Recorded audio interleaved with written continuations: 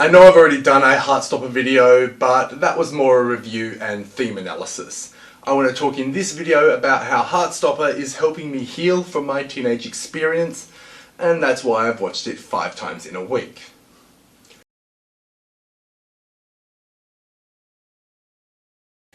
Hi all, my name is Ryan and welcome to my channel What the Pop, where we discuss pop culture in general, Buffy a lot, and quite a few things queer.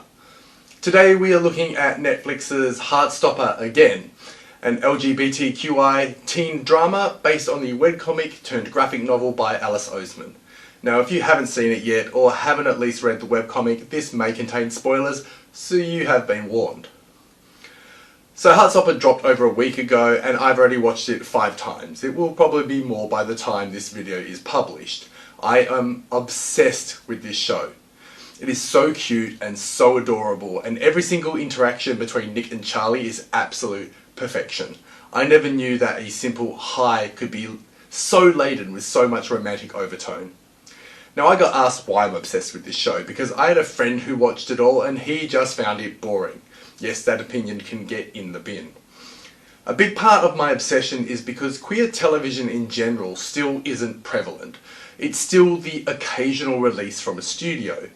But as the success of dramas like Elite, Young Royals and Love Victor shows, there is clearly a market for queer teen content. And Heartstopper is something else. It's not about the sex or tragedy of the queer experience, it's just about 2 boys discovering their feelings for each other.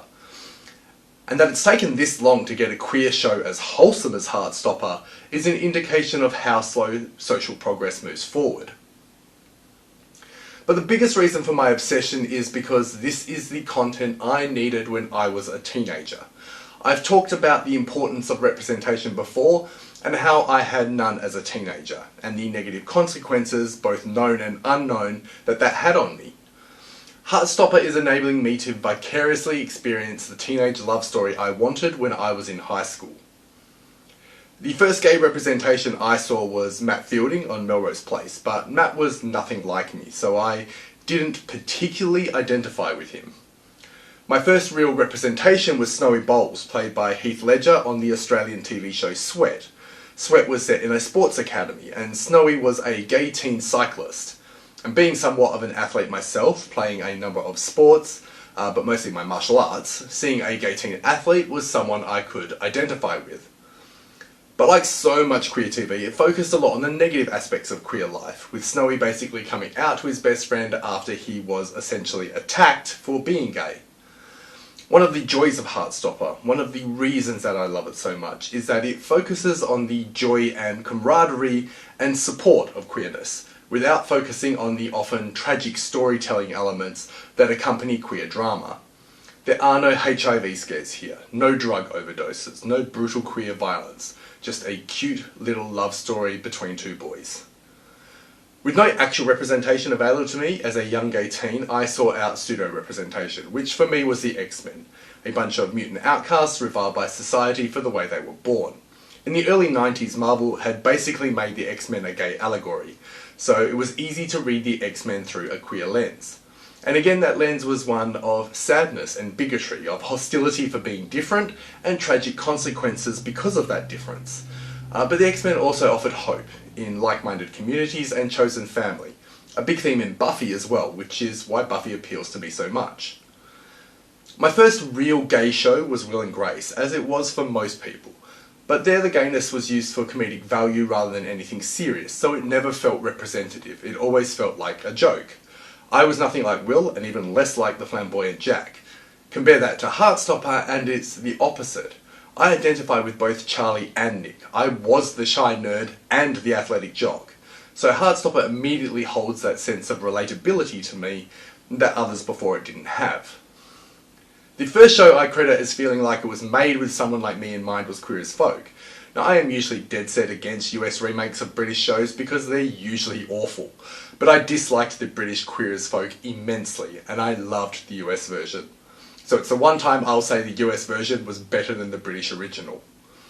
Queer as Folk was the first time I actually felt seen and understood, that gay characters took centre stage and the drama centred on the gay experience.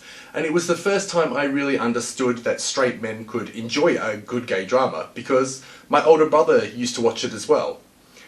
But Queer as Folk aired in the early 2000s, by which time I was in my mid-20s, and there hasn't really been anything like it since in the post-Queer as Folk years.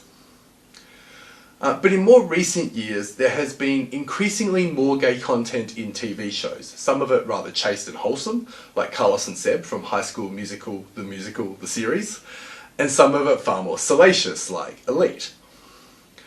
But since Queer as Folk, it's only in the last few years that gay male characters have anchored drama again. Shows like Love Victor, Young Royals, and now Heartstopper have gay leads. They aren't side characters, they are the focus of the story. And as I said before, the success of these gay male-led dramas show that there is a market for this kind of content. Now, Heartstopper is my gay teen fantasy. It's how I wished my teenage years at high school had been, and it was the representation that I needed to see. Two boys, a shy nerd and a jock, developing feelings for each other and exploring those feelings together. As I said earlier, I was Charlie and I was Nick. I was a shy nerd, but I was also an athlete. I was captain of one of our sporting teams. And to see Nick accepting his queerness, their friends being okay with it, and Nick and Charlie exploring those feelings together, it was what I needed to be told as a teenager. That I am seen, that the feelings I had are normal, and that I mattered. My stories mattered. My feelings mattered. They weren't abominations or sins, as the church kept telling me. They weren't something that I should be ashamed of and kept hidden. They were just normal for a gay teenager, and that was okay. I was not broken, and I'd be just fine. That's obviously not the message gay people of my generation got when growing up. So when I'm watching Heartstopper, I'm crying because it makes me so happy that this show exists, that teenagers today have this as their representation. Being able to see gay teens in a time when you are experiencing such uncertainty about your own feelings, when you see Nick go on his journey of self-discovery to figure out he's bisexual, is an immense relief to those on their own journey of self-discovery. And to see that portrayed by actors who are teenagers themselves helps with that relatability. So often with gay drama it all boils down to sex, because that is often how gay men are depicted. That this is not about sex in any way is a delight. It's very much about the feelings and emotion that underlies that desire for connection with someone to whom you are attracted, and that development of first love. And Heartstopper is a show about a budding romance. It is chaste and earnest and adorable. There is nothing smutty or sexual about it, so it is entirely appropriate for young teens as well. This is important because it's young teens that need these stories the most, as it's at that time when it's the most confusing.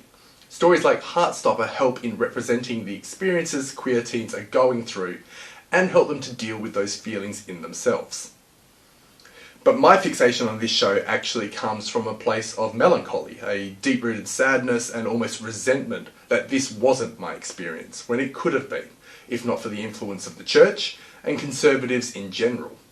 Social progress is slow, and particularly on gay rights, religion in general, and religious conservatives specifically, have always stood in the way. And as the news that Roe versus Wade in the USA may soon get overturned, which will not only affect abortion rights but other deemed rights such as gay marriage, then it becomes a constant battle, a constant slog to fight for your right to just be happy. That fight never ends, because conservatives will wind back those rights that the queer community have fought so hard for any chance they get.